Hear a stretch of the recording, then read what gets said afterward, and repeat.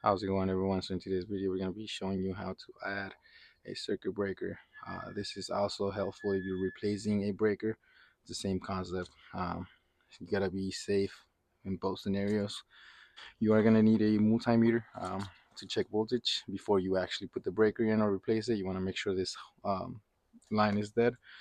So let's get started. You're going to want to shut off the main breaker, so anything in the house running is going to shut off. If you have important stuff on computers connected, laptops, make sure you put them on a battery backup if you don't want to lose any of your data. So let's get started. Let's shut this main breaker off. Whenever you shut a breaker off, you never want to be in front of it, okay? And don't put your face, your whole body in front of it. Always use your left useful hand, in my case, the left hand, and stand to the side away from it, okay? And then when you turn it off, blow out. This is just a safety measure for people that do electrical work, okay? You don't want it to blow out in front of you. So we're gonna shut it off. So main breaker is off, okay? So that means everything above this is dead. So let's go ahead and take the cover off. And I forgot to mention, you gotta identify your breaker size. What type of breakers you use. In my case, my panel uses square D, DP4075 in my case. I'm using a 50 amp. This is for a electric vehicle charger. Should get it off now, okay? So there is our panel. Okay, so now, this is where you gotta be careful. So under here, this is live. Everything above should be dead, right? It should be dead. But you always just want to be careful with that, okay? So we're gonna be adding the breaker. If you're doing an EV charger, you could add, there's kits that they sell that you could just add it on the outside. Like I said, I already have a run going to my garage. The house came with that because it's a fairly new house. They don't put the breakers in or give you the wire. So let's go ahead and do that. So with your meter now, you want to make sure that your lines are dead, right? So going to a neutral bar, right, and going to one of the leads right here, the bus bar. You want to double check that this is dead. The whole panel is dead. That this breaker is doing its job. It might be a bad breaker. You think it's off, and it might be letting electricity through. So always be careful with that. Okay. So now that I know that this is dead, I feel safe sticking my hands in here with gloves on.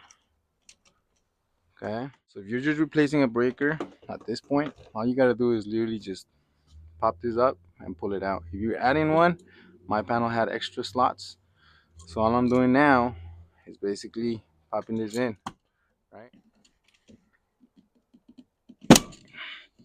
So they just snap in. So it kind of have little hooks on the back. You kind of put those in first and then slide it in.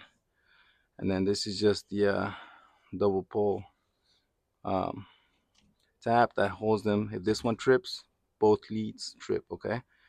So if that falls off, make sure you snap it back in. Should just snap in. There you go.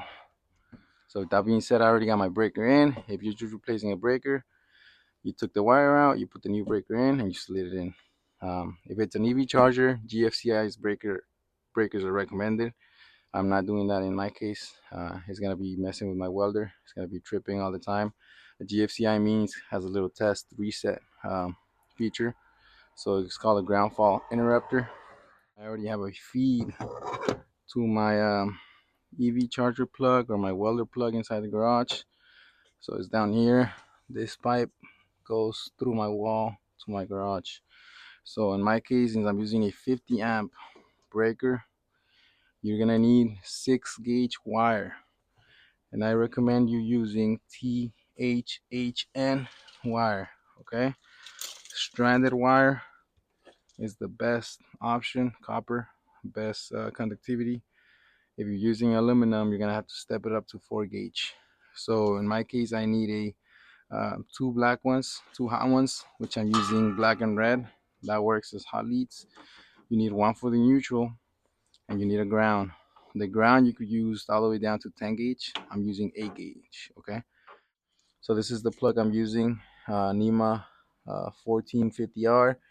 So this is what most TV chargers use. I know there's bigger amperage ones, and there's better ones too. This was like 15, 20 bucks from Home Depot. Good brand, but I'm just telling you that there is better ones, more expensive ones, more fancier ones. And this is what I was telling you guys when pushing the wires in. Basically, the ground that was the thinnest wire is looped around, taped to itself, and all the other wires are staggered. So, like I was telling you guys before, we need on this 240-volt setup, we are gonna need four wires, right? So you're gonna need a white that lands on your neutral bus bar, and then a ground. Basically, kind of it's the same bus bar, but it works a little different. The neutral kind of sees some feedback. It's basically to complete the circuit. The ground will save your life. Simple as that. Okay. Um, so I'm gonna go ahead and give myself a service loop in here on the lower part of it. There's a little hatch opening right here. I'm gonna leave a little service loop in there, and then everything else is gonna land on top nice and neat. So this is what I mean with the service loop.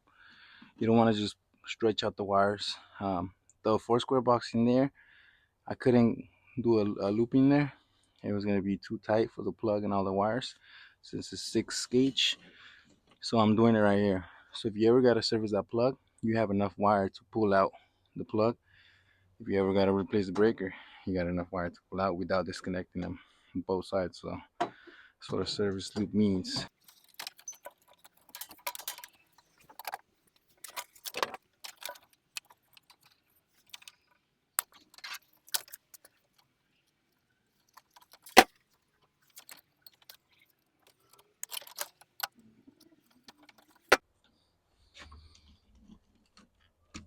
So I'm gonna go ahead and remove the breaker to put the wires in.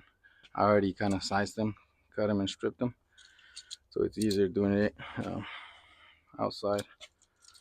So you can see that the wire goes in all the way. What I do here is tighten it up as much as I can with my hand and do a pull test on it, a nice pull test on it. Okay, you don't want loose connections. Loose connections cause fires. Remember that. So you want to double check.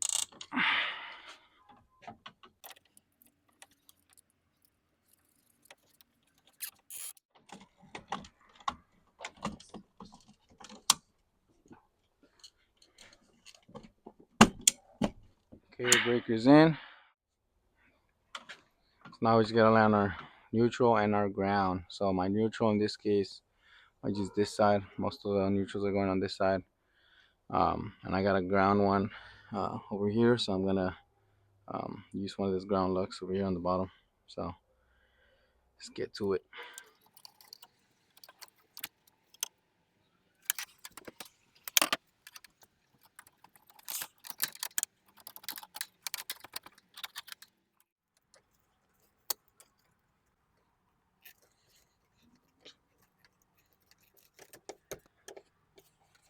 My ground, I landed it where I have another ground that was installed.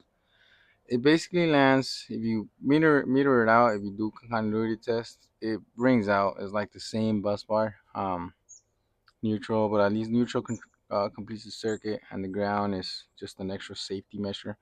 Um, and then there's a grounding bar, a grounding lug that goes down and away. So I just double landed it with this here. It was the same thing if I did here or here or here or here. I just didn't want to keep going more up since I had a lot of wires already.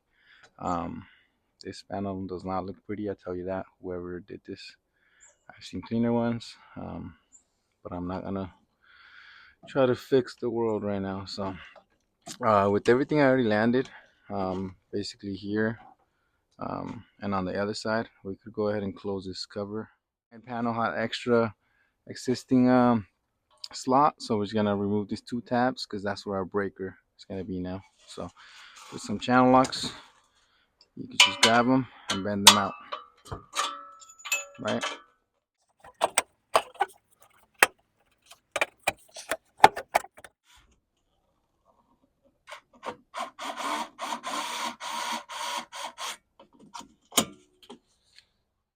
So let's put the main breaker back on with the one I added off until I double check the inside.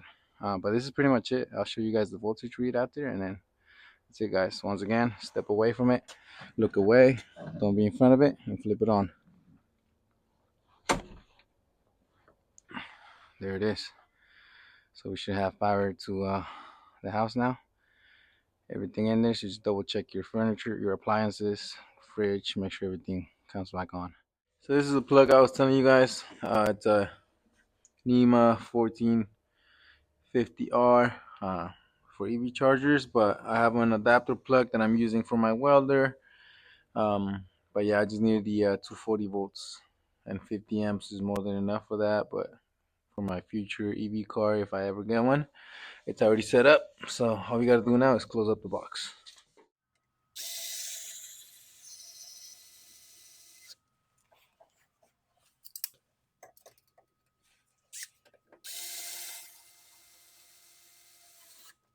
Um, so now let's go ahead and check voltage across our two hot ones. We should have around 240 volts. So let's see what we have. There you go, 245. And then if you go ground too hot, you should be around 120. Where am I at? Right there, 122. Same with the other hot. There is 123. And then of course, if you do white to neutral, white to hot is the same thing. So that's pretty much it. Now it's either plugging in your EV charger and follow the steps on it, depending on what kind you have. You could also hotwire it, meaning you don't need to plug it in here. You could just do the breaker straight to the EV charger, but it's up to you. So that's it. That's pretty much the end of this video. Thank you guys for watching. Always remember safety, especially with electrical components, okay? Electricity could kill you. So be careful, guys. Peace out. Thank you guys for watching.